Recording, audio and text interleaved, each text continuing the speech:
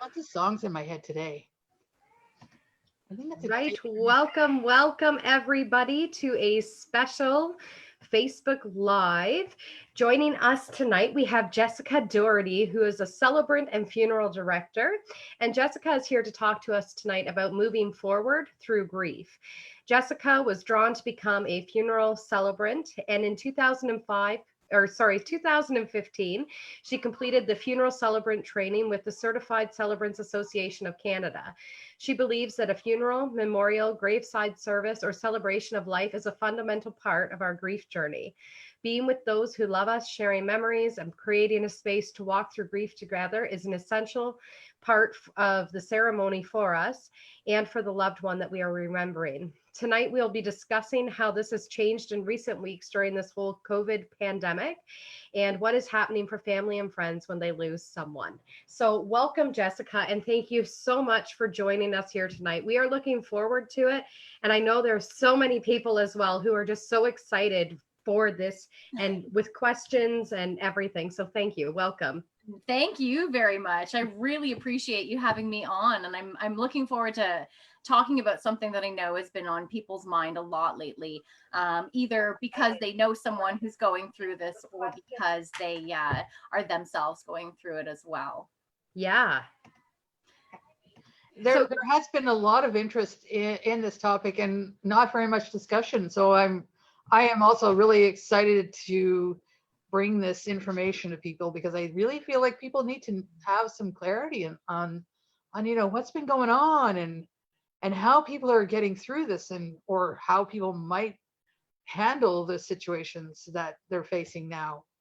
Yeah, absolutely. I would be curious to see if there's anyone in the comments who maybe wants to, share a little bit of their experience too. I mean, I get to observe a lot, but because I haven't walked through it myself during all of this, I mean, I'm curious as well because I can bring tools to the table, but it's nice to know what I need to bring as well. So yeah. Absolutely. Anything absolutely.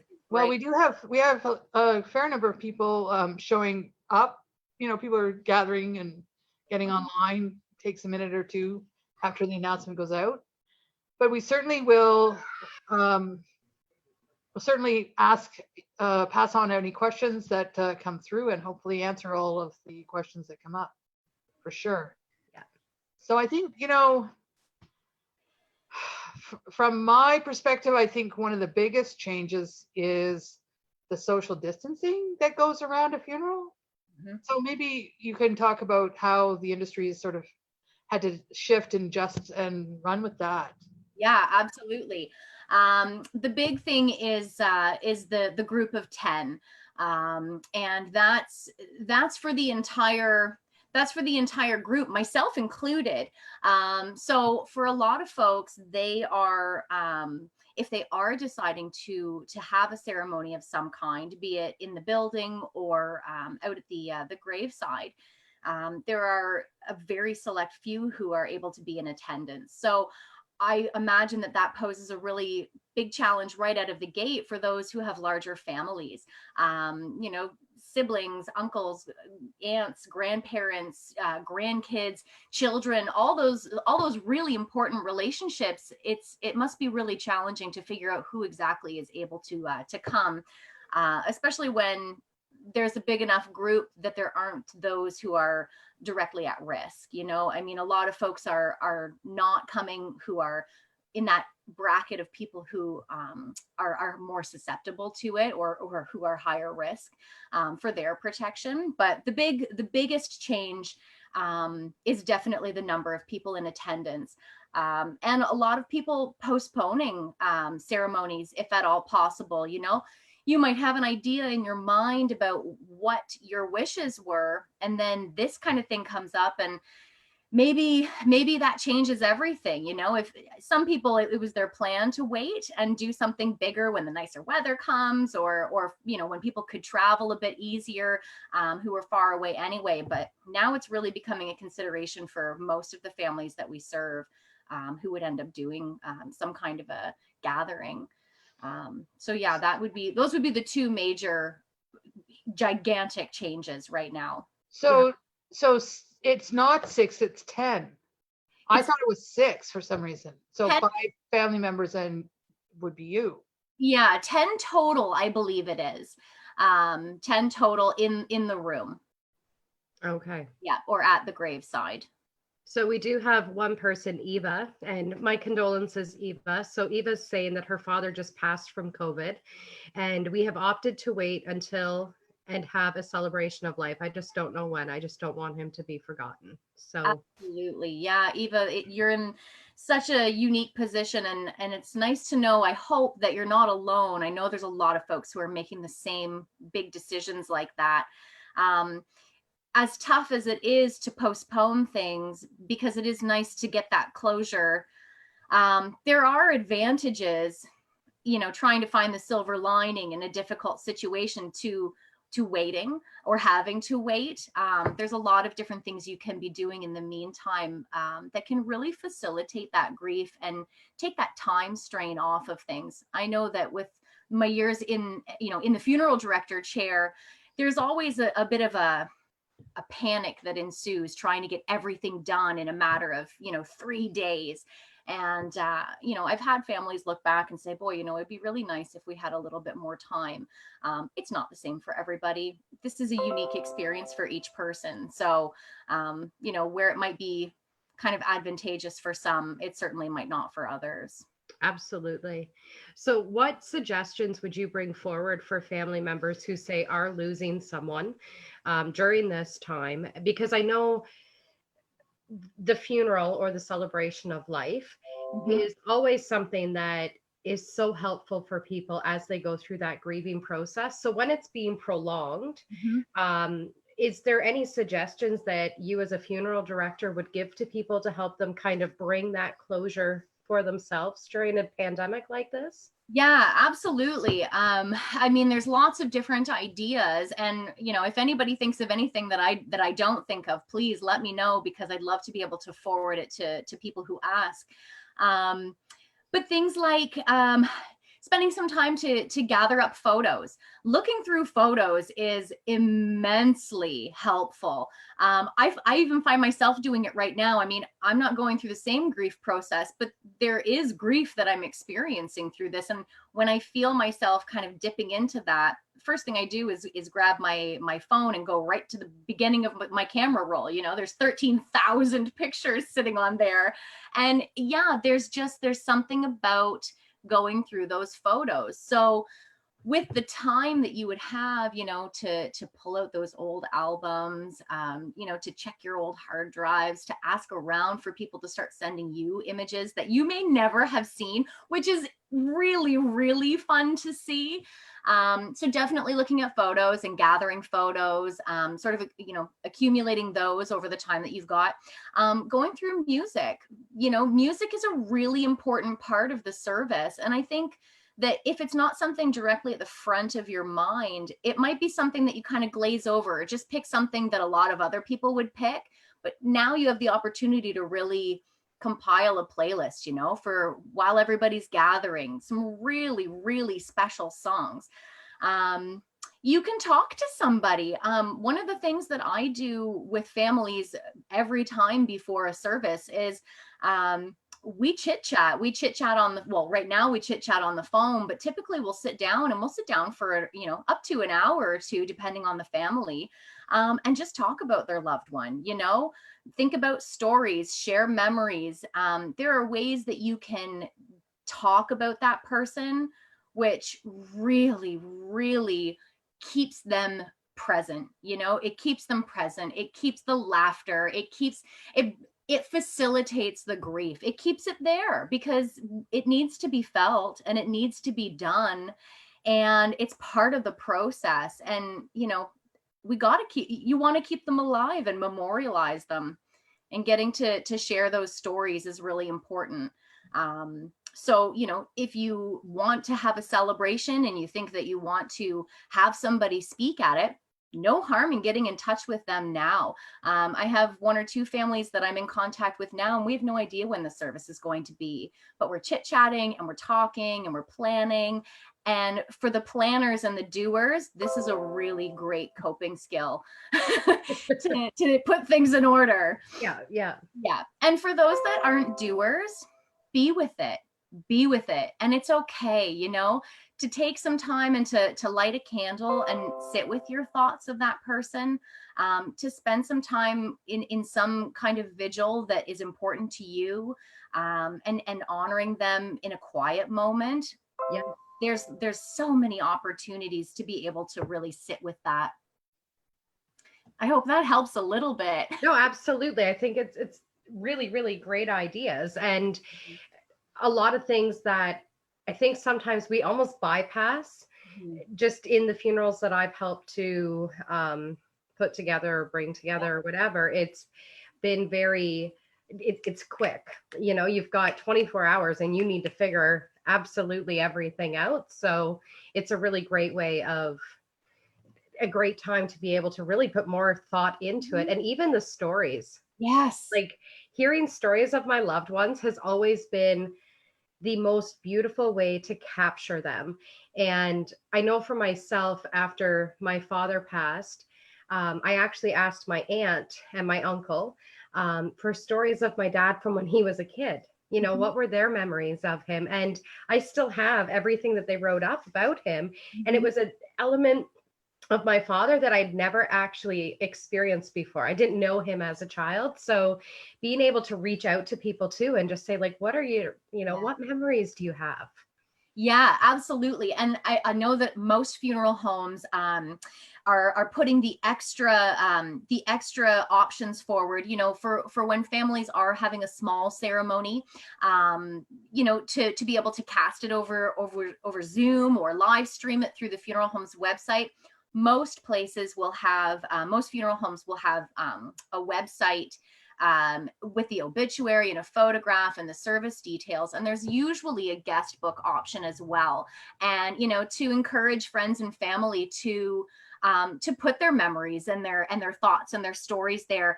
It's just that you have more time to accumulate the information and the components of how it is that you really want to celebrate this person. You do have the gift of time, forced or not, at this moment. Yeah. Yeah. Now there are some people who are choosing to go ahead and they're doing a graveside service, and I think, you know, you can maybe get a little more than 10 people at a situation like that. I don't know if it's legal or not. You don't have to commit one way or the other. But at least No, at least it's a way that people are able to get to closure. If they weren't planning on cremation, at least they can still do a graveside service. Absolutely, they can. The numbers are still very strict. If bylaw does get called, it's pretty heavy duty, and it puts a big responsibility on the funeral directors to have to sort of, unfortunately and heartbreakingly, act as security to some degree. Like it's very important that we all follow the rules. But yeah, I mean, being able to even have that intimate ceremony at the graveside, a lot of folks are having that, and then they'll do a celebration later when everybody can attend. Yeah, it's very interesting to see the burials turning into memorials, and celebrations of life, when we so traditionally think of it as something that happens with cremation. That's true. I mean, I completely led that question with that thought in mind, right? That we're choosing cremation and celebration of life rather than, but it doesn't really matter. You can do the celebration of life whether you choose to do a in-ground burial or a cremation. Yeah. I guess I think that what some people have really struggled with is traditionally the funeral is what has sort of been the final chapter. And so the final chapter isn't coming. Right. And so I think a lot of people are just sort of being left feeling in limbo. Is that a good way to say it? Yeah. I mean, there's been no real conclusion to that story. Yeah. And but I think people have a good understanding of why it's happening. Doesn't necessarily make them feel any better though. No, it's really true. I've heard a lot of folks say that it feels quite lonely. You know, one of the first things most of us do is go in for a big hug. I mean, that's a huge, huge, huge part of it. Something so little makes such an impact. You know, I can be keeping it together, no problem, until somebody hugs me. And then that's it. The floodgates open. It's that connection. It's that support. It's something that we've all, from the beginning of time, sought when we were hurting. Yeah. And it's just not available like it was. I mean, hugs any day are important. I tell you, I know I always considered myself a hugger, but man, the lack of any kind of contact, it's brutal. It's really brutal. And I think, you know, a hug is kind of like it's this is a safe place for you, and that's maybe why the floodgates tend to open when the right person can just not even say a word, just come up and put their arms around you, and you're done. That's right. You always feel so much better after that cry. Those are the cries that really sort of help you just sort of breathe again, I think. Yep. Yeah. And I know your mother just did a shudder when I said that, just breathe. Sorry, Chris. There's something that keeps popping into my mind. There's a couple of different kinds of grief. I'm not going to get too, you know, textbooky on here because I really think this is a conversation from the heart, but compound grief is a big thing. And I don't know that it really gets talked about very much. And compound grief, I think, is probably one of those things that's just adding to everything right now. And I think it's a new kind of grief that a lot of people in a normal circumstance may not be experiencing. And that's when you have one grief after the next, after the next, after the next, after the next, you know, and it's not always of the loss of a person. It can be many different kinds of grief. You know, when a husband passes away or a wife passes away, and maybe they were the person who brought the income. Now there's a loss of financial stability. Now maybe there's a loss of the house that they lived in for all these years because now they need to move. There's just a big piling up, which would normally happen because everything changes when somebody passes away, and there's layers and layers and layers of grief. But I think now even more so, because even those of us who aren't experiencing a physical loss of someone are just shedding layers of grief right now because of all the things that aren't the way that they were. Yeah. It's a really strange place to be, especially because I think there are so many of us out there who would never, ever, ever have given ourselves the opportunity to slow down as much as we are right now. And when we slow down, we start to feel stuff, you know? Absolutely. And with everything, not that people have taken things away from us, but things have been taken away. And so, yeah, I totally understand that grief. I was totally in that grief last week. I was doing good for the first 7 weeks. Then I got to last week. I was like, I can't do it anymore. And cried every Wednesday, Thursday, Friday, every night, just cried and cried. And again, I believe it is that accumulation, as you were talking about, that compound grief, where it's this thing is gone and this thing is gone. And it can be the simplest things, you know, but you do tend to take them for granted. The hugs. Yeah. The little things, you know. Absolutely. Yeah. I don't think hugs are little things. But they are things that we take for granted. They absolutely are. Yeah. Yes. I used to, as a form of protection for my own personal, you know, stuff that I work on, I used to convince myself that I wasn't a hugger. No, I don't, I'm not physical. I don't like this. It's become very clear to me that that is not the case. That was armor. And now I'm really working through that stuff because my God, I think I'm going to hug every single person I see for the next 5 years. And I don't think I'm going to let them go. I'm going to be the awkward aunt who like hugs all the children until they're crying. I love it.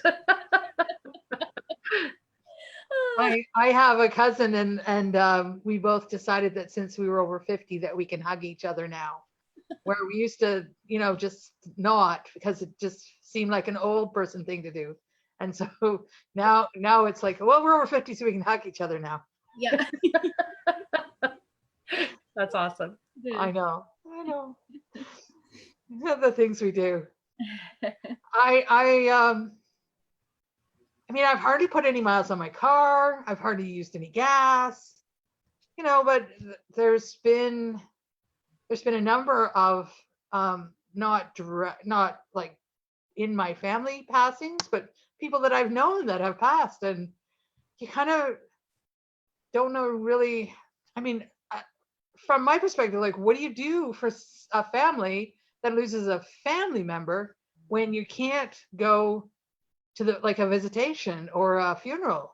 Because that's another situation that people have to sort of deal with now. It's like, well, what I would normally do would be to go to the visitation, Yes, and express my grief and my my sympathies to your family. mm-hmm. And now I don't even do that. So it's kind of like, is it appropriate to send a message on Facebook, or pick up the phone? I don't know.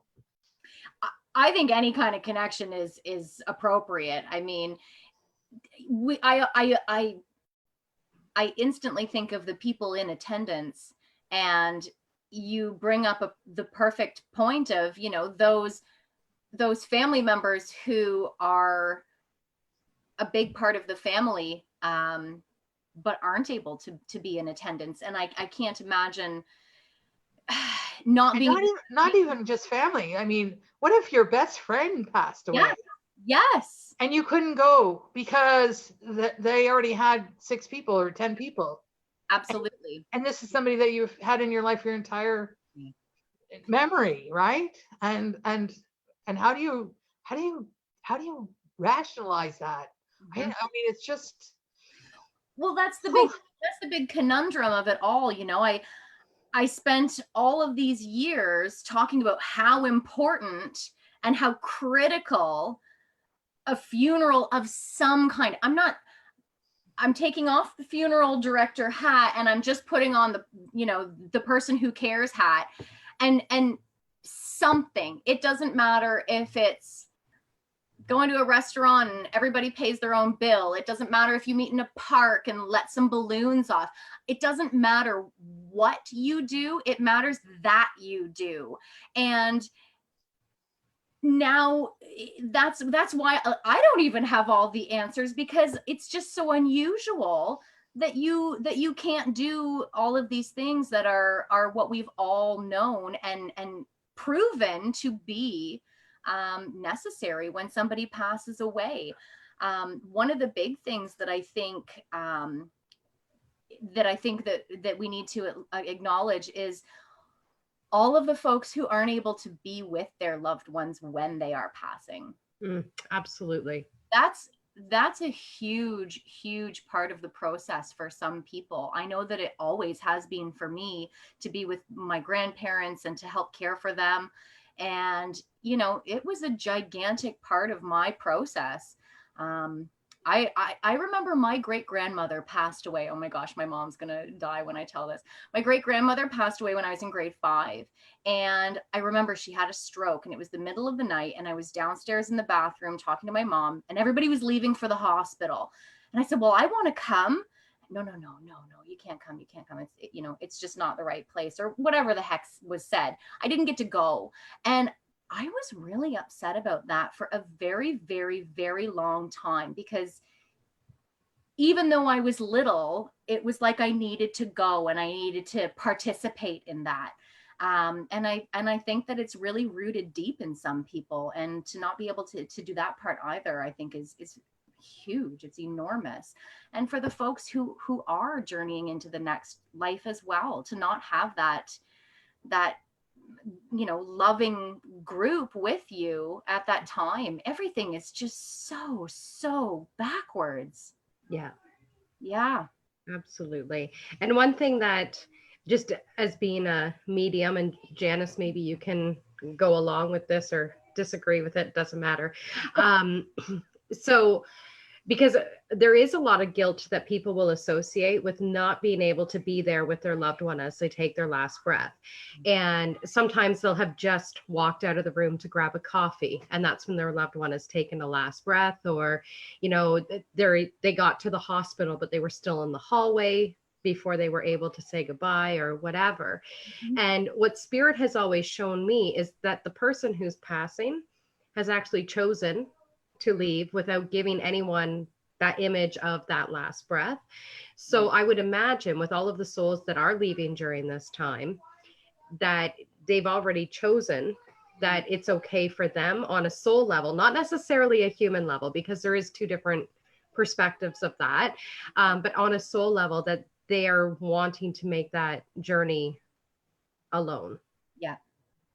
I'm not going to disagree with you on that. And often when I'm getting that message from Spirit, I'm being shown that it was the last gift for you was to not have the memory of my last breath. So, and also, I mean, nobody ever dies alone. Mm-hmm. Because there's always somebody in Spirit coming forward to meet and greet. So it's not like they're going to be alone. Yeah.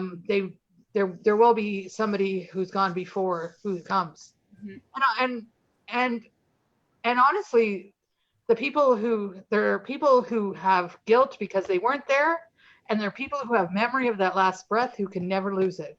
Mm-hmm. So I think that if they've chosen to go because you left the room, it's because they know you haven't, they don't want you to have that memory.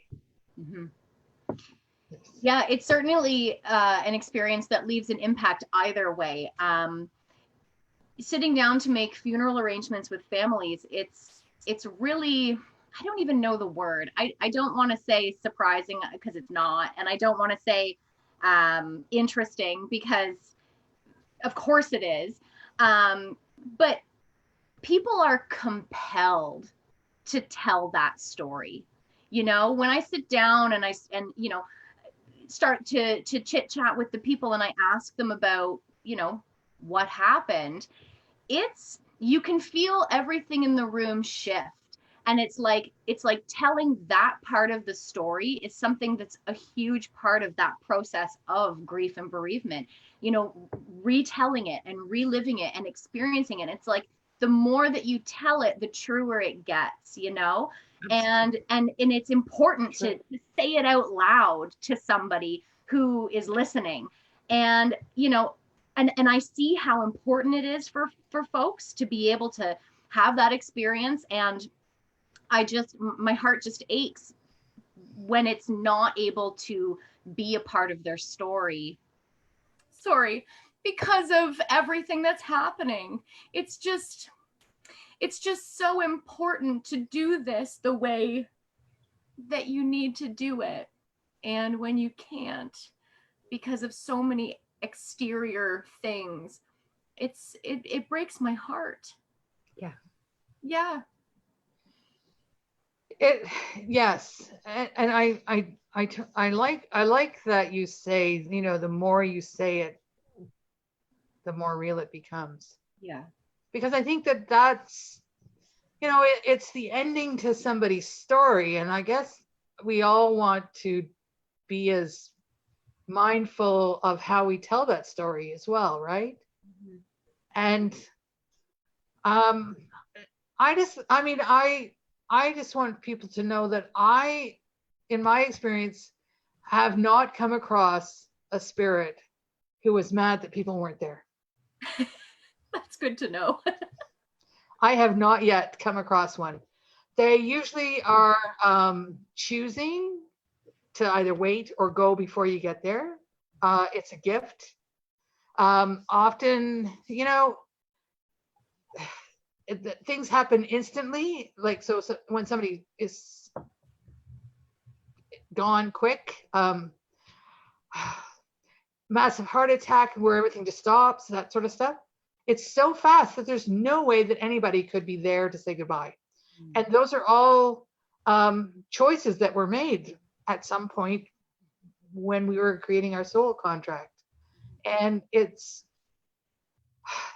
hard for us that are left behind to sometimes rationalize how this could have happened, or why this happened, or how were they feeling alone, and oh, I feel so bad that they were alone. And the person who's gone, their spirit is still alive, only this shell is gone, and they're probably listening to you tell the story about how you weren't there, and they're kind of going like, but that's what I planned.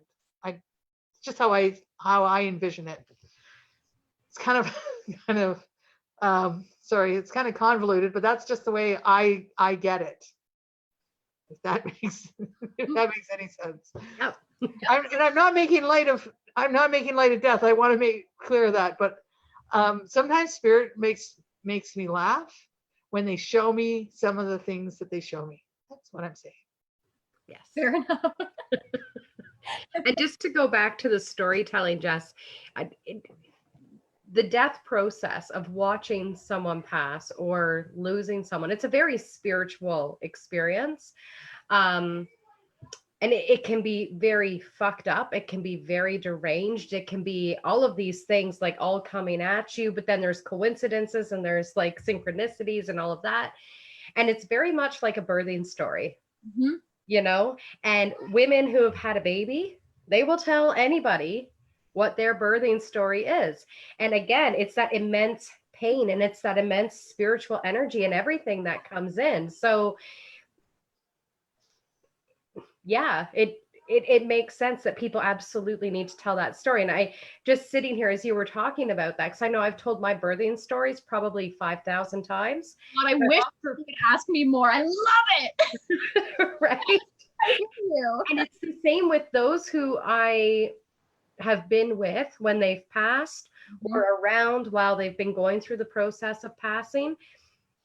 It's like it helps the story to help your body almost acclimate, there we go, with what that new energy is without that person. And yeah, I've probably told my dad's death story probably 10,000 times.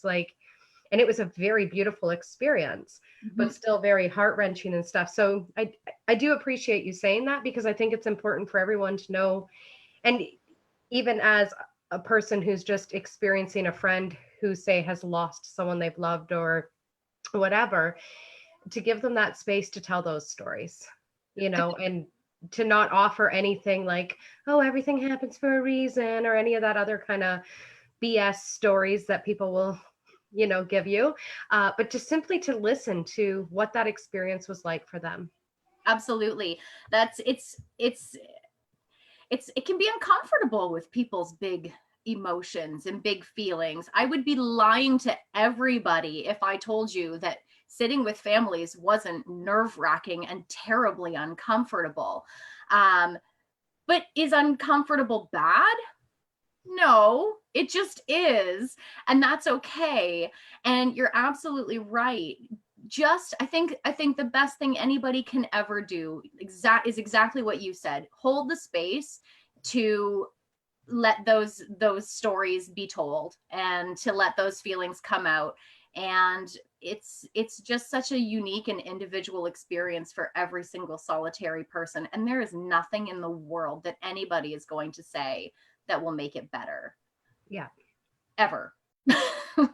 Exactly. And I know this past year, all within a week, I had 4 different clients that all wanted to write a book of shit not to say at a funeral. I think there's a lot of people who would weigh in on that. Right? I encouraged all of them, write the damn book, and maybe they can all put it together as like a mini series or something. But I think a lot of the problems for a lot of people, myself included, because I know I've said some of those really stupid things at funerals before too, is that we think we need to have the right words to help a person move through the grief. And so we try to, give them an uplifting message, or maybe use humor or whatever the case might be. But we don't need to. And that's the biggest lesson I think I've learned in, say, the past 2 years, is sometimes the best thing you can do is just keep your mouth shut. Just be the space. You don't need to say anything. You don't need to do anything. You don't need to change the uncomfortableness of it. Just let them be where they're at. Yeah. I'm afraid to say anything. I'm reading Untamed by Glennon Doyle right now, and there's this line that really just blew my socks off, and it was her talking about feeling all of your feelings, and the big takeaway from that is feelings are meant to be felt, not meant to be fixed. When somebody is feeling terrible feelings, it's okay. We're supposed to feel all of the feelings. That's the whole point of the funeral, is to create a space with your loved ones and the people you care about and the people who had an impact and were impacted by that person who has passed away, so that you can all be together. And there's something very, very powerful about collective grief. Anyone who's meditated knows that meditating by yourself is a very, very different experience than meditating in a room full of people all meditating. And it's the same thing with the grief and feeling those feelings and creating that safe place to do so. My heart goes out to the people who always received that message that you need to stay strong and be strong and hold it together. And, I feel like get over it. Oh, well, I feel like I would be doing them a disservice if I didn't just say, it's okay today. Today's actually the one day that no one ever needs to explain crying or, sobbing or needing a minute in the bathroom by yourself to feel it, to step outside. Whatever you need to do today is exactly what you need to be doing. Nobody needs to hold it together. That's why we're doing this, because Exactly. this is the space to do exactly what you need to do today. That's the point. So Doris has made this point. She said, I know I freak people out by touching my mom and other people in the coffin. It's just my way of saying goodbye. Doris, I do the same thing. Right hand on the left shoulder, and I say goodbye, and I have that touch. And for me, if I can't do that, I don't know why I need to do it. And I don't know why I started doing it, but I've done it a lot of years. And I just feel like it's my way of saying, you're right, saying goodbye. Oh yeah. So, Doris, I don't think it would freak me out at all. No. I'd be right there with you, pushing you out of the way because it's my turn to touch. I do the same thing, Doris. I have to, even in the role of undertaker, to hold a deceased hand for a moment and just pay them the respect that I'm compelled to pay them. It's important. It's meaningful. It's respectful. It's whatever you need it to be. And it makes it real. You Sure. Can't have somebody here 1 minute and just gone the next. There has to be a process. There has to be, it has to become real. Yeah. Yeah. Well, Shelby D says, not me, I can't even look at the body.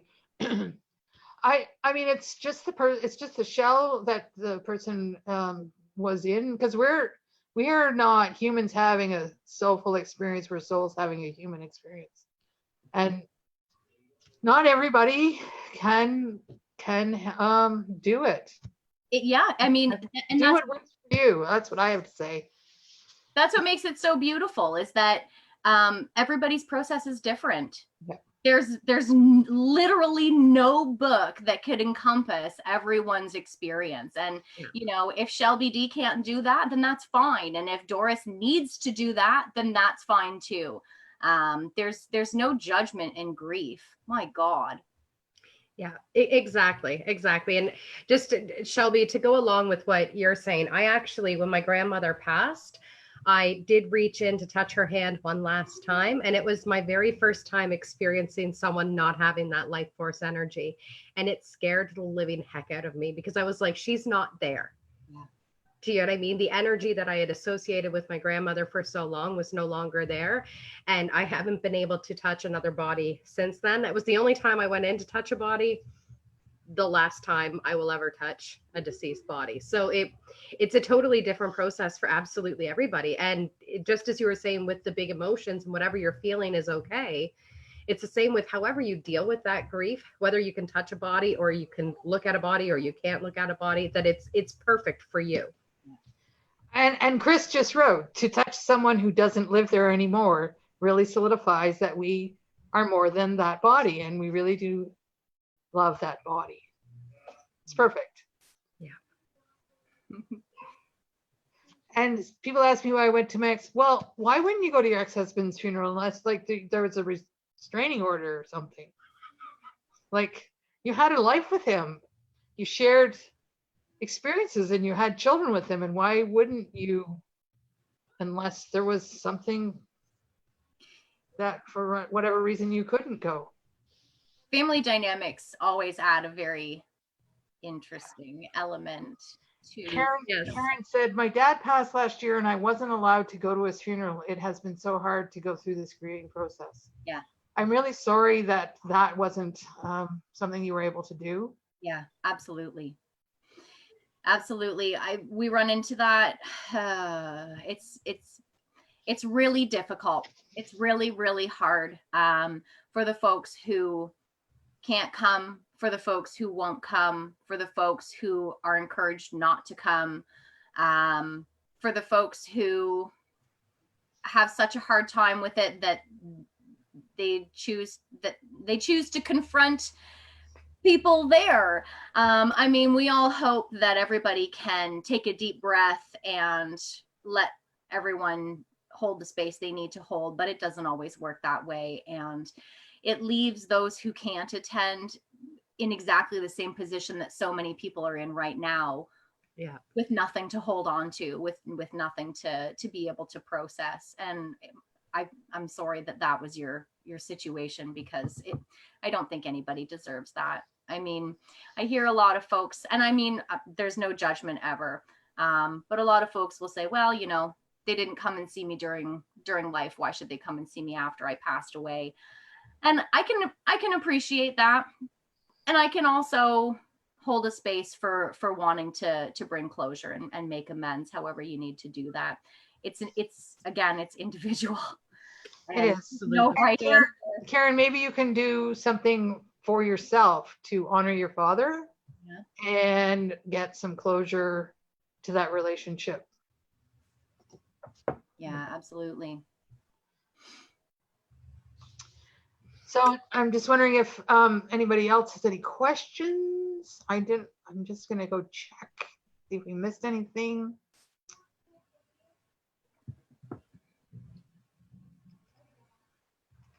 I think this has been like a really important topic that we really needed to bring to the table tonight, because there's so many people who are sitting in grief right now because they're not working. Can you imagine if you were just about to end a relationship and ended up having to be quarantined with the person that you were going to leave? That sort of thing. I don't know. I think there's been a whole lot of people going through a lot of really unusual, stressful, grief-like situations. You know, the loss of routine, the loss of connection to family, the loss of connection to friends. You're not going to work, you have less income. And then on top of that, you can't go and see somebody who's going through any kind of sickness or surgery, or dying in the hospital or dying in the nursing home. And then when they pass, you can't even go to the funeral. So there's all this heavy, heavy grief just sitting, people looking for some answers. And so I think it's really helpful that you've been able to come and give us some more information about, you know, what the process has been like for you from your perspective in the work that you're doing. Because I think that we forget that this is a big challenge for you as well. Mm-hmm.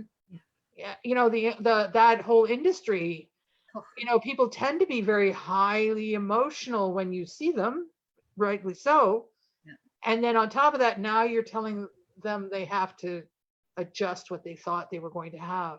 Yeah. And you have to sort of be the law enforcement. Mm-hmm. And that can't be easy when emotions are really high. So Absolutely. thanks for doing that. Yeah. I have to say too, like, your passion and your compassion that you have for all folks and what they're all going through during all of this, it to me, it's very inspiring, because I can only hope, if I was to lose any family members during a time like this, I might get emotional here too, that whoever was chosen as a funeral director would have just as much compassion for my loved one as what you have for the people that you're dealing with. So thank you for that, because it just makes me feel all nice. So thank you. Well, you're so welcome. And that means the world. I don't know a single funeral director, and I might be making a blanket statement here, who didn't start doing this because they actually care.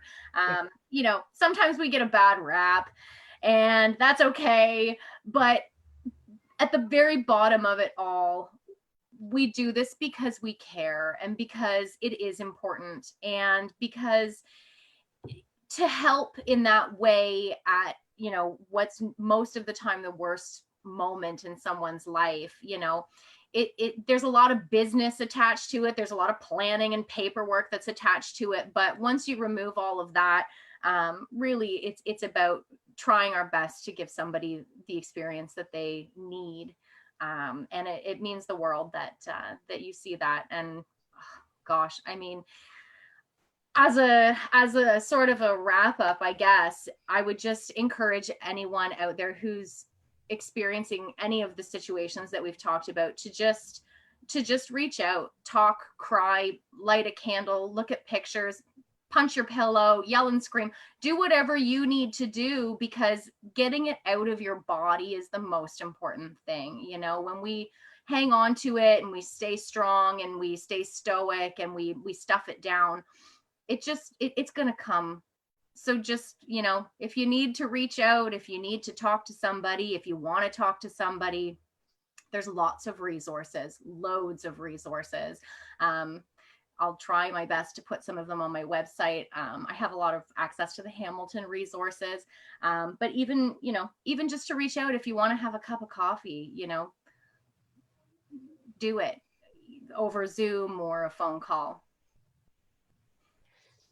That's great. We'll put your contact information at the bottom of this video once it posts up as well. It seems like there's some Jessica fans. Yes. Jess, you're incredible. Such a gift to us all. I couldn't have had anyone better than Jessica. Sorry, I totally just said my daughter's name. She brought my mom back to life one last time. Sorry, it went up. That's something I will never forget. Oh, I'm really glad. So yes, lots of fans here for you, and a lot of people grateful for the information that you shared tonight. So thank you so much, Jess. And thank you so much to everyone who joined us on the page here to talk about it. If you're just joining us now, the live video should be posted in about 10 minutes. You would be able to watch right from the beginning again. And we'll be also adding it to our YouTube channel as well, in case it ever gets lost in the feed. So thank you so much, Jess, and have a wonderful night, everybody. Excellent. Thank you both so much. It means the world. Thanks, Jessica. It was important for this to be discussed, and we wouldn't have wanted anyone else to come on and discuss this with us. Well, thank you. I really appreciate that. I wouldn't have chosen anyone else to do my first live with. You You are fabulous. Check my pulse. See, we're all about live and you're all about dead. I mean, that's just a bad joke. Sorry. Oh, lighten it up a little. Sorry. I love what you do. I think that it takes a special person to do the work you do. And I applaud you for having the heart to do it. Well, So thank you. Thank you. It means the world. All right. Well, Thanks, everybody, have a great night. Thanks to everybody who joined in, and we appreciate it. And if you need to, you can reach out to any of us. Yes. Absolutely. All right. All right. Thanks, everyone. Bye, everyone. Bye.